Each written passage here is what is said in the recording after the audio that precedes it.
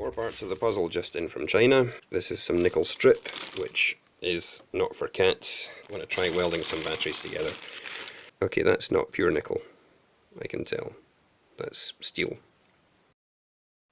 As I suspected, it turned out to be just nickel-plated steel strip, and the way to prove that and get your money back on AliExpress is quite simple.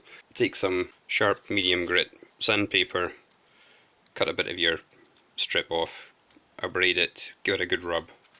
That'll get some of the nickel coating off. Drop it in a glass of water with just some ordinary table salt to speed up the corrosion process, and then I just took a picture of the glass with the rusted strip, sent that off as proof, and got my money back. So if you want to get some free nickel plated strip for putting batteries together, I'll put the link in the description below and you can use that, and if there's a very good chance that they're just going to continue selling that stuff, plated strip as pure nickel.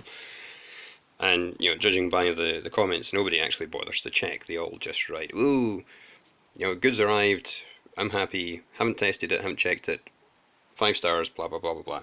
On the other hand, the way that the AliExpress refund system works is theoretically, honest vendors could be scammed by dishonest buyers, but in this case, yeah, I think it's perfectly fair to deliberately order that stuff knowing that it's fake, just in order to get it free, because teach the guys a lesson, for crying out loud.